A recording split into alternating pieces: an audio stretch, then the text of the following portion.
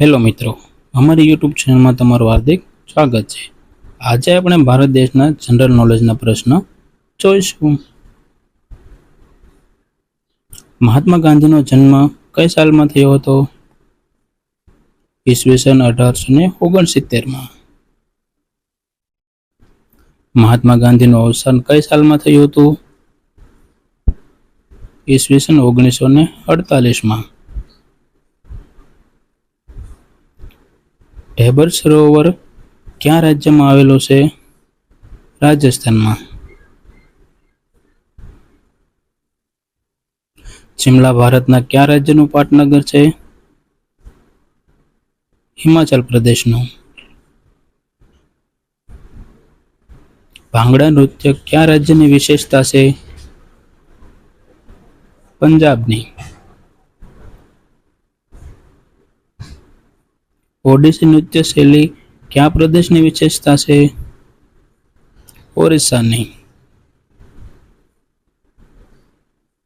અજંતાના ગુફા ચિત્રો કયા ધર્મ સાથે સંબંધ ધરાવે છે? બૌદ્ધ ધર્મ. ડોક્ટર હોમી ભાભાનું ચિરંજીવી પ્રદાન કયા ક્ષેત્રમાં છે? અણુવિજ્ઞાન ક્ષેત્રમાં. ગૌતમ બુદ્ધે જ્યાં સૌપ્રથમ ઉપદેશ આપેલો તે સારનાથ કયા રાજ્યમાં આવેલું છે? ઉત્તર પ્રદેશમાં.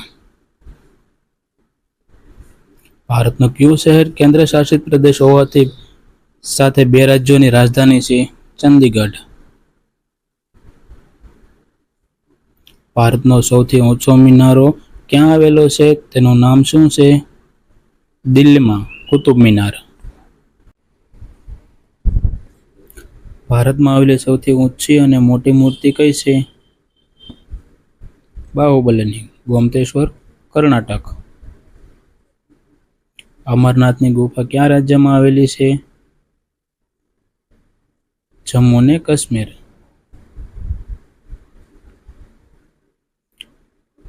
વિશાખાપટ્ટનમ કયા રાજ્યનું મુખ્ય બંદર છે? આંધ્રપ્રદેશનું. ભારતીય રત્નથી સન્માનિત ભારતના આંતરરાષ્ટ્રીય ખ્યાતિ ધરાવતા ફિલ્મ દિગ્દર્શકનું નામ શું છે? સત્યજીત રે.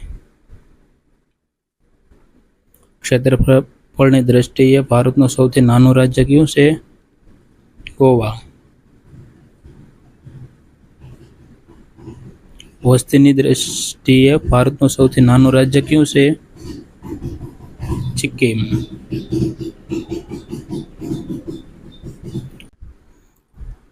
ભારતમાં આવેલી સૌથી મોટી મસ્જિદ કઈ છે? જુમ્મા મસ્જિદ. પંજાબ કેસરી બિરુદ મેળવનાર સ્વાતંત્ર્ય સેનાની કોણ હતા? લાલા લજપત રાય. ભારતનું રાષ્ટ્રીય ફૂલ કયું છે? કમળ. ભગવાન બુદ્ધે પોતાનો ઉપદેશ કઈ ભાષામાં આપ્યો હતો? પાલી ભાષામાં. તાજમહેલ ક્યાં શહેનશાહે બંધાવ્યો હતો? શાહજહાએ. દાર્જિલિંગ કયા રાજ્યમાં આવેલું છે? પશ્ચિમ બંગાળમાં. ઓરિસ્સાની રાજધાનીનું નામ શું છે? ભુવનેશ્વર. મહાવીર સ્વામીનો જન્મ ક્યાં થયો હતો? કપિલવસ્તુમાં. અંગ્રેજોએ ભારતમાં આવીને સૌપ્રથમ વ્યાપારિક થાણું ક્યાં સ્થાપ્યું હતું? સુરતમાં.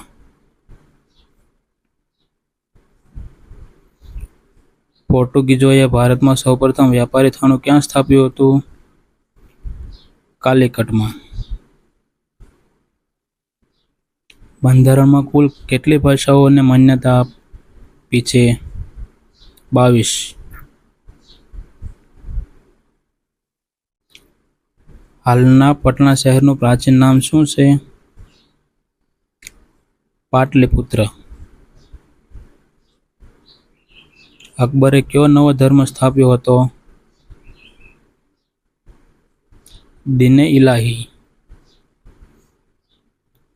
જો મિત્રો તમને અમારો વિડીયો ગમ્યો તો વિડીયોને લાઈક કરજો, વિડીયોને શેર કરજો, અમારી ચેનલને સબસ્ક્રાઈબ કરજો અને હા બેલ આઇકોન દબાવવાનું ન ભૂલતા.